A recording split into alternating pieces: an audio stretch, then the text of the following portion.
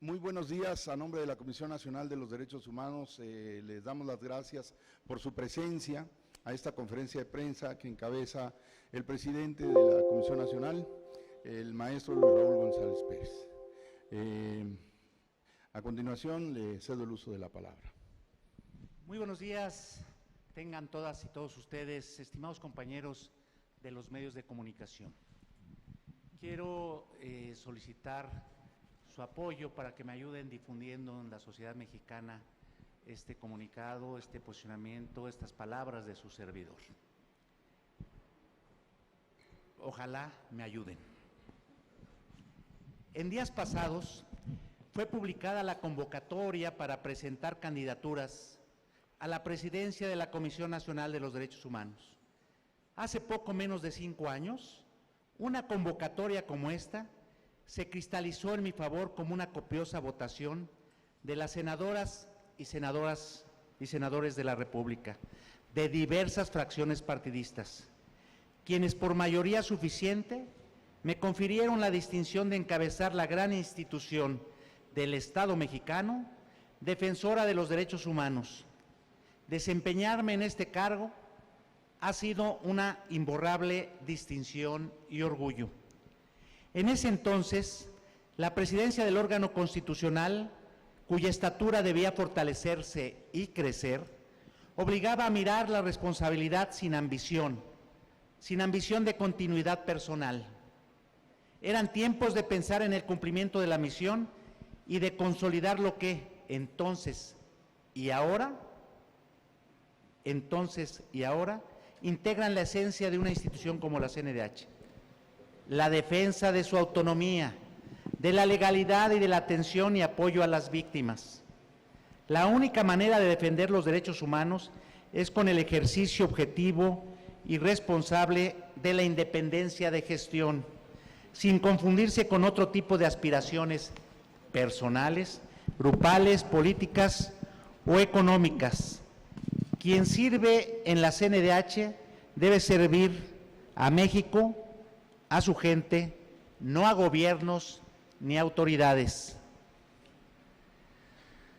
Al final de este periodo en la historia de la CNDH, la cual conozco desde sus inicios, muchas cosas se ven con desilusión, otras con esperanza y algunas con decepción. Nuestro país vive un entorno crítico de violencia, inseguridad e impunidad, en particular en algunas regiones, donde la vigencia de los derechos, la legalidad y la justicia parecieran solo expectativas ante una realidad que los desafía y cuestiona.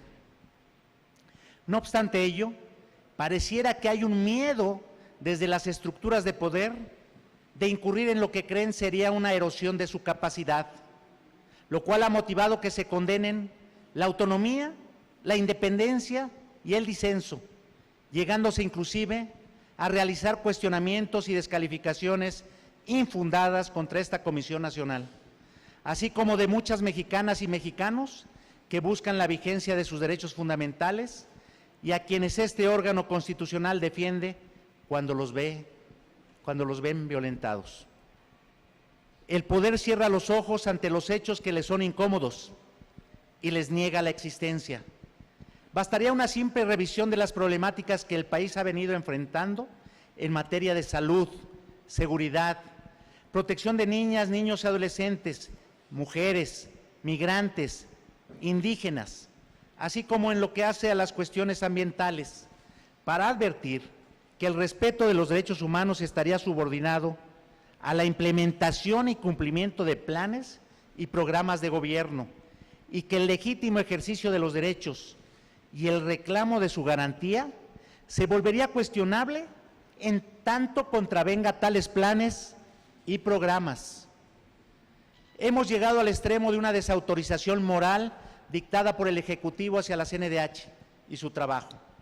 La negación sobre investigaciones y recomendaciones en casos graves, como si jamás se hubieran hecho. A quien ha actuado con profundidad y compromiso, se le acusa de no haber estado ahí, de mirar para otra parte. Y eso, además de no apegarse a la realidad, confunde como si de esa manera se satisfaciera el monopolio de la verdad. Así ha sido en casos tan significativos, atendidos e investigados con exhaustividad, como la desaparición de los estudiantes de Ayotzinapa, cuyo expediente, por citar solo un caso, supera lo hecho por cualquier otra institución nacional o extranjera, y cuyo resultado inexplicablemente se pretende desconocer en un afán por construir realidades alternas a las verdades y razones sustentadas en los elementos objetivos de convicción que obran en el expediente. La Comisión Nacional no es ni ha sido contraria u opositora a los fines del Estado. Lo repito, la Comisión Nacional no es ni ha sido contraria u opositora a los fines del Estado. Su función ha sido estar vigilante, alerta y sensible ante posibles atropellos y comprometida en la lucha contra la ilegalidad, la exclusión y la desigualdad. Más allá del desdén hacia la CNDH, es manifiesta una actitud de menosprecio y descalificación contra las instituciones y órganos constitucionales autónomos del Estado mexicano, como si la autonomía significara un obstáculo o un estorbo para cumplir los fines y alcanzar los objetivos de gobiernos y autoridades. En este contexto, algunas organizaciones y sectores sociales, privados y académicos, han manifestado su intención de presentar mi candidatura para la reelección al frente de la CNDH. Mucho se los agradezco y reconozco. El solo hecho de que existan esas propuestas nos distingue y constituye el mayor reconocimiento de la labor llevada a cabo, máxime que en no pocos casos quienes las formulan son personas y organizaciones con una larga y valiosa trayectoria en el reconocimiento y defensa de los derechos humanos. Mexicanas y mexicanos cuyo trabajo por la dignidad humana y el respeto a la institucionalidad democrática ha marcado un antes y un después en estos ámbitos. No obstante ello, he decidido que no buscaré ni aceptaré la reelección si alguien así se lo propone al Senado. Lo hago con plena conciencia y responsabilidad, confiado en que mi ausencia en este proceso de elección abra la puerta al diálogo, a la reflexión que permitan preservar y garantizar la autonomía e independencia de la CNDH, para que pueda seguir ejerciendo a cabalidad sus funciones. Del mismo modo, honro la palabra que empeñé al inicio de mi gestión, cuando anuncié que no buscaría un segundo periodo como ombudsperson. Ustedes lo deben de recordar, que lo dije exactamente y lo pueden encontrar el 18 de noviembre de 2014. Parecerá raro en un país acostumbrado a ver cómo funcionarios y políticos olvidan sus palabras e incumplen sus compromisos. No es mi caso. Mi interés es y ha sido la defensa de los derechos humanos, así como buscar que la CNDH sea una institución del Estado al servicio de la gente, que preserve y fortalezca su papel en beneficio de México y de las y los mexicanos. La civilidad no puede ser vista como debilidad, ni el buscar el respeto a la dignidad de las personas como un agravio hacia autoridades e instituciones. Es muy grave la situación por la que hemos venido atravesando, pero tengo la certeza de que, si sumamos esfuerzos, las y los mexicanos podremos materializar nuestra voluntad de convivir en paz, orden y armonía, para hacer lo que nos corresponda, para mejorar la calidad de nuestras vidas, fortaleciendo nuestras instituciones y nuestra democracia, exigiendo la observancia de nuestros derechos y asumiendo con igual celo el cumplimiento de la ley. México requiere justicia y verdad. Las y los mexicanos deben seguir contando con la posibilidad de acudir a una instancia independiente de gobiernos y autoridades que atienda de manera objetiva, imparcial y profesional las denuncias que hagan de los abusos de poder que sufran, para reivindicar sus derechos y reparar los daños que hayan sufrido.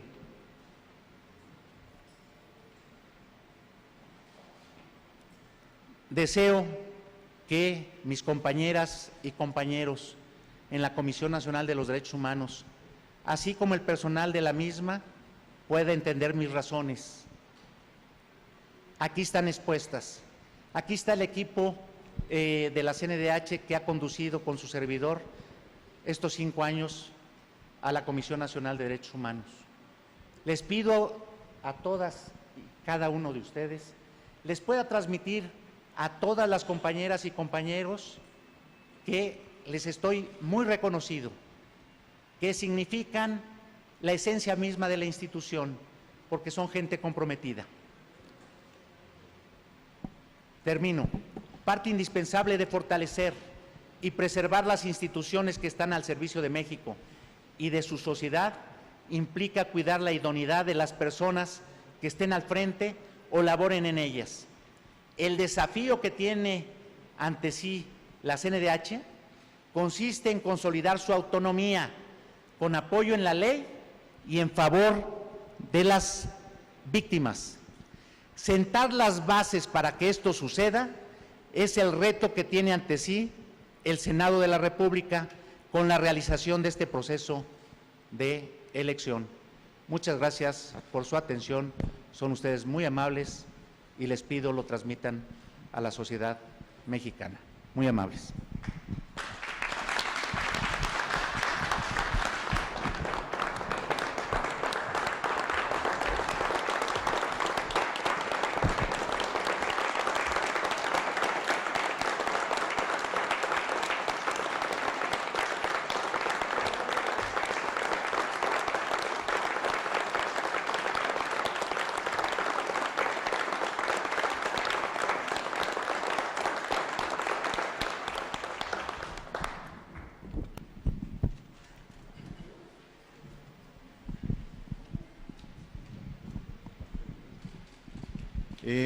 Vamos a dar paso a una sesión de preguntas y respuestas. Por favor, les pido que sean en bloques de 3. ¿Sí? Por favor, como siempre. 3 tandas de 3. Como siempre, su nombre y su medio. Gracias. Adelante.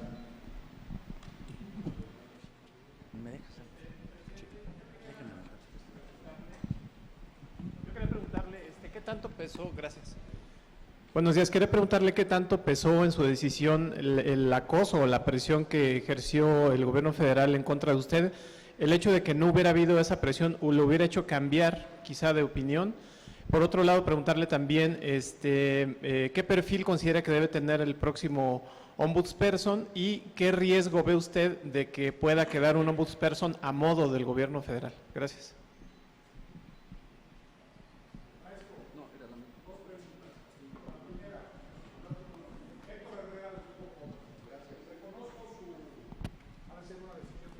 La que ha tomado, a pesar de que había comprometido su palabra.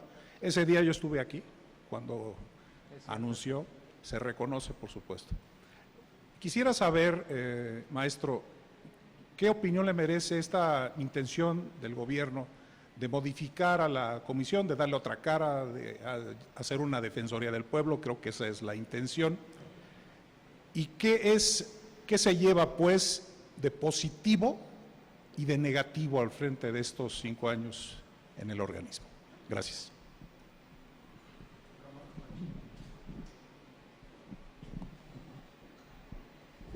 Había otra pregunta por ahí de un compañero.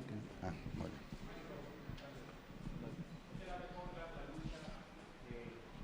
Esta injerencia que... Buenas tardes, maestro. ¿No es mejor dar la lucha ante esta injerencia del Estado que usted denuncia sobre la Comisión de Derechos Humanos?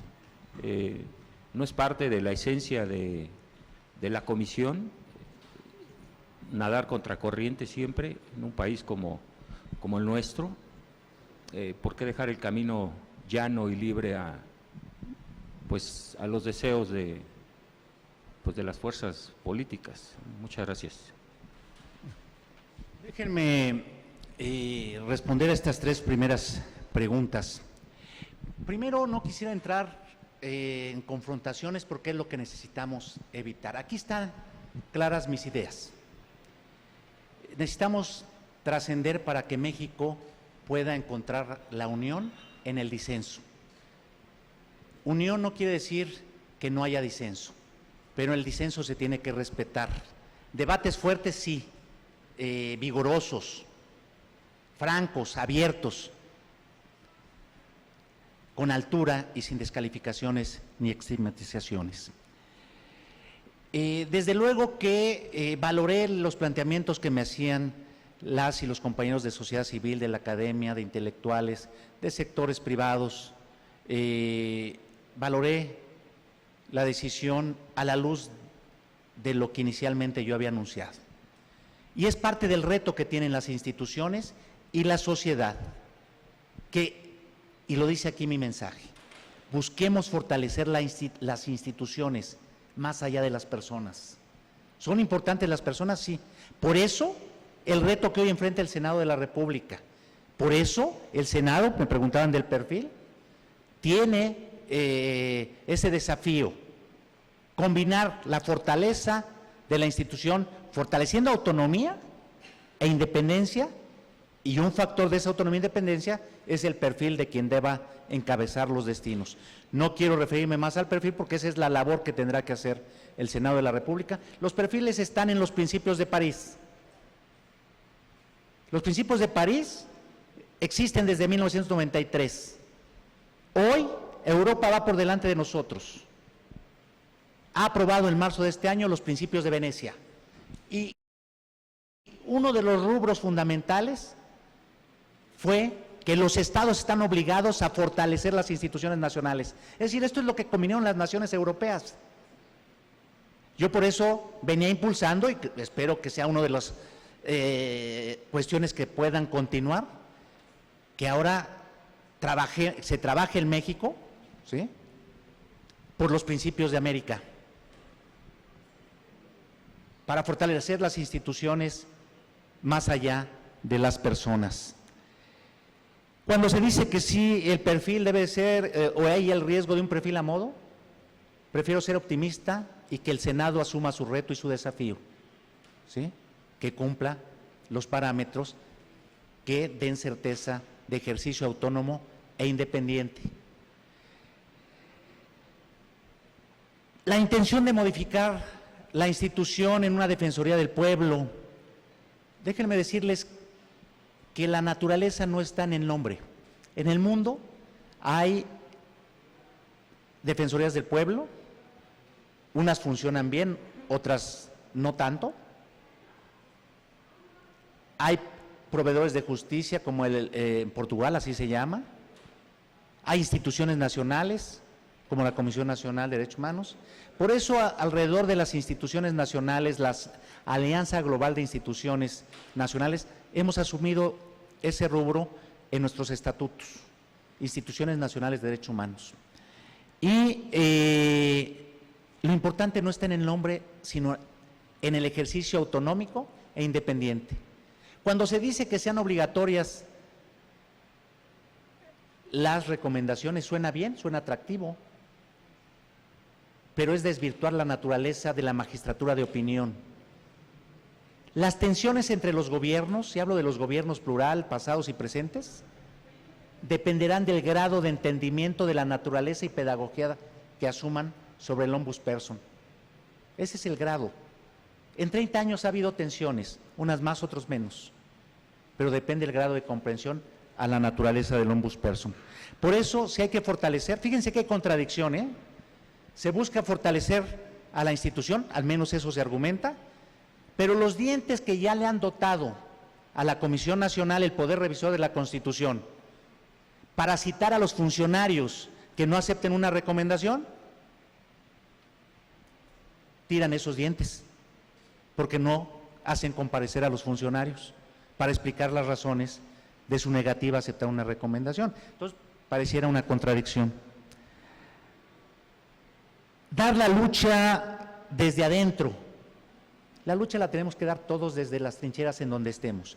Por eso, el punto es que debemos de trascender a las personas para que sean las instituciones, con independencia de quienes estén, sean estas las que se preserven en su autonomía e independencia.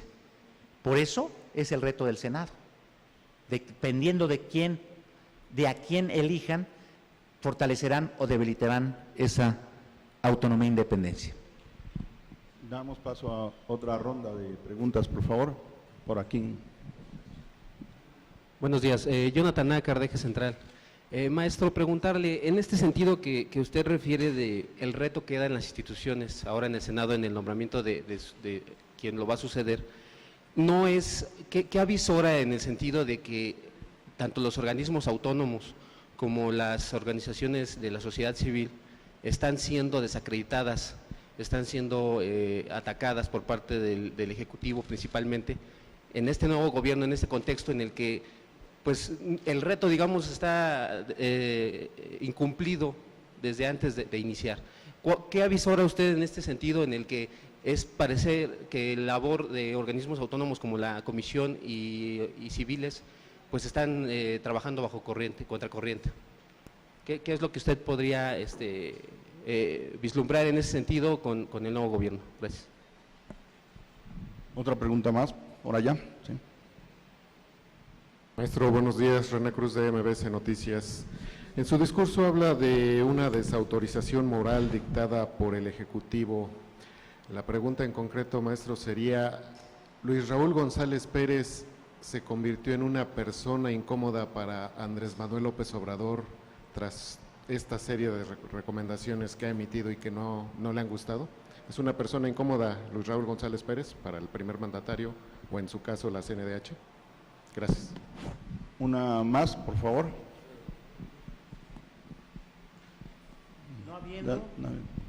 No habiendo, déjenme respondo ya estas últimas. Sociedad civil. Lo dejo entrever aquí cuando hablo de descalificaciones, que no solamente ha sido a la institución, sino también a organizaciones de la sociedad civil. Lo dije desde el comienzo de mi gestión. La función pública no se puede entender desligada del trabajo que hacen las organizaciones de la sociedad civil. Son el primer contacto con la población a la que se busca prevenir o defender. Por eso, hoy la sociedad civil debe seguir jugando un papel primordial en la designación de el titular de la Comisión Nacional de Derechos Humanos. Ya obtuvieron un buen punto, debo decir, la exigencia de que sean vinculantes los criterios que aprueben en los indicadores. Fue a impulso de la sociedad civil, con la receptividad de los integrantes de la Comisión de Derechos Humanos del Senado de la República y del propio Senado de la República. La sociedad civil debe ser consultada, auscultada, debe pronunciarse. Yo agradezco que así como se hizo esta expresión pública de la sociedad civil, de la academia y de otros sectores, esta misma expresión pública sirva, ahí está el parámetro de lo que se deja entrever, de lo que debe pedirse en la designación, sirva para que también esas voces sean escuchadas en el Parlamento abierto de la designación del ombudsperson. Eso es como visualizo esa participación. Dije en mi texto efectivamente lo que es público y además ustedes dieron cuenta de ello porque cubren la información de la descalificación que desde luego no comparto de la desautorización de la calidad moral de la institución, porque creo que no se apega a la realidad, lastima a los integrantes de la Comisión Nacional más allá de mi persona, a mis compañeros, compañeras, al personal de la comisión.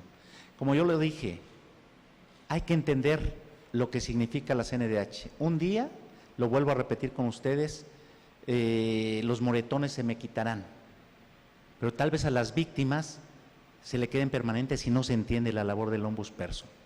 A mí mi madre, en paz descanse, me recomendaba concha nácar para los moretones, para las cicatrices. Bueno, pues esas se borrarán un día, pero a las víctimas ahí están las secuelas y requieren de instituciones fuertes, autónomas e independientes. No hay adversidades en la tarea de los gobiernos con la CNDH. La CNDH no es adversaria de los gobiernos. Los políticos, yo lo he escuchado, se dice que son adversarios políticos. En la defensa de la dignidad no puede haber adversidades. Vamos en el mismo camino de defender la dignidad. Por eso lo dije y lo repito y traigo a cuenta nuevamente lo que he sostenido en la congruencia de lo que pretendí ser. Si ustedes ven mis palabras también de aquellas fechas del 2014, dije que quería colaborar, interactuar, dialogar, coordinarme con los gobiernos, pero que iba a ser incómodo. Y lo fui incómodo con el gobierno pasado. Ahí están, ustedes cubrieron mis posicionamientos con el gobierno pasado. Al gobierno pasado, al presidente de la República, en los informes que ustedes cubrieron, dije que no se atendían sus instrucciones por su cuerpo o su staff, frente a su staff. Señalé y combatí la Ley de Seguridad Interna, que era un eje de gobierno. El actuar del ombudsperson de hoy no es diferente del actuar de él con el gobierno anterior. Ustedes lo pueden analizar. Esa es la labor del ombudsperson, esa es su naturaleza. No buscamos confrontarnos, sí incomodidad desde la perspectiva de llamar la atención de lo que observamos que está mal, que está erróneo, que está equivocado, para fortalecer la labor de gobierno. Lo he dicho, los gobiernos van por una supervía, el ombudsperson va por otra. Queremos llegar al mismo fin, la defensa de la dignidad. Cuando observamos un hoyo, un bache o un socavón en la carretera de los gobiernos, llamamos la atención para que no haya más víctimas y no se agrande ese socavón, para que pueda llegar a buen puerto ese gobierno. Está en los mejores deseos de quien por 5 años ha sido ombudsperson y por cerca de más de 15 años, no recuerdo ahorita, voy a sacar mi antigüedad, en la CNDH, pero sí les puedo decir, entre la UNAM y CNDH llevo 35 años de servicio. Defender la educación universitaria y defender lo omnicomprensivo que son los derechos humanos me han llevado poco más de 35 años de servicio. Estoy tatuado por la defensa de los derechos humanos. Esa es mi convicción y desde luego que el tatuaje no se borra. Seguiremos desde donde estemos defendiendo dignidades. Les agradezco mucho su presencia, muy amables, ayúdenos transmitiendo. A ver, la última, joven. Una pregunta más del Universal. A ver si es que... ¿Qué recomendación le daría a usted pues al siguiente ombudsperson pues en el sentido también de construir un diálogo con un gobierno federal que pues parece tener oídos sordos, que no le gusta que le digan en qué se está equivocando? Entonces, ¿qué recomendación le daría usted al ombudsperson para construir un diálogo con este gobierno federal y pues que se pueda seguir realizando pues la labor que hace la comisión y se siguen cumpliendo las recomendaciones? Y ya nada más otra segunda pregunta.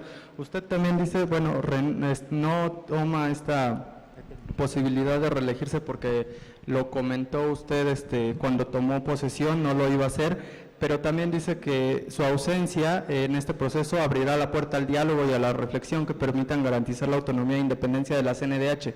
En este sentido, digamos, que usted se hubiera quedado en la Comisión Nacional, ¿hubiera causado más perjuicio a esta institución? ¿Usted lo considera de esta manera? ¿Hubiera sido más, pues en lo negativo que usted se hubiera quedado? ¿A lo mejor se rompieron los diálogos o en ese sentido, pues si me pudiera explicar? Mire, primero contestaré una que me faltó y creo que fue Héctor quien me la preguntó, qué me llevo de positivo y qué aspectos, digamos, vería yo como no alcanzados. Uno, lo positivo es que visibilizamos la CNDH, nos falta mucho en ese sentido también, pero ejercimos autonomía e independencia. Y doy otro ejemplo de ejercicio de autonomía e independencia. A los 3 meses que un servidor asumió esta posición, acudí al primer comité de tratados de personas desaparecidas en Naciones Unidas. Vean los antecedentes. El ombudsperson acudía dentro de la delegación de gobierno. No se entendió en ese momento por el gobierno anterior mi decisión de ir independiente, y así lo hice y estuve de manera diferenciada dando el informe alterno, porque es la mejor manera de contribuir. Y estuve del lado de la sociedad civil en los asientos de la sociedad civil. Marcamos un parteaguas a los 3 meses. Ese es el ejercicio de la autonomía. Por eso, la satisfacción que me llevo es haber trabajado con los colaboradores y con el personal de la CNDH, ejerciendo las atribuciones que fortalecen autonomía e independencia. Ejemplo de ese ejercicio autonómico están que en estos 5 años, por lo menos hemos ejercido 220 acciones de inconstitucionalidad y el porcentaje de bateo, si lo vemos en estos términos ahora, ¿sí? Es en un 95% de resoluciones favorables de alguna manera por parte de la Corte. Aproximadamente, no me vayan a citar textual, porque si no van a decir, no, era 94. En temas complicados, la Ley de Seguridad Interna, y la ganamos por unanimidad. Está la Ley de Objeción de Conciencia pendiente. Está el término de la protección a la vida en la Constitución de Veracruz, Sinaloa y Nuevo León. Ahí está el ejercicio autonómico. El periodo que me antecedió desde que se tiene esa atribución de 2006 a 2014 se ejercieron 39. Ahí llevamos 220 hoy interpuestas, ¿sí? Porque es una manera más amplia de proteger a las personas, porque si se declara inconstitucional una ley o un artículo o una porción del artículo, pues deja de tener vigencia y se protege a un indeterminado número de personas. Y ustedes pueden ver, hemos ayudado al bolsillo de las y los mexicanos. Cuando gobiernos locales o municipales pretenden poner derechos que son inconstitucionales a través de esas normas. Ya hemos logrado que gobiernos locales, las legislaturas, vuelvan a legislar cuando interponemos la acción, porque se dan cuenta que contenía estos, digamos, inconsistencias respecto de la constitucionalidad. Desde luego que faltaron muchas cosas por hacer. El desafío es enorme. La institución, claro que tiene que hacer una autoevaluación y perfeccionar cosas positivas, corregir otras, hacer un análisis de su propia estructura, ¿sí? Ser más eficientes y más oportunos en las resoluciones. Lo que sí les puedo decir, las y los compañeros aquí presentes, junto con sus equipos, trabajaron horas y horas, madrugadas, noches y madrugadas, de manera intensa.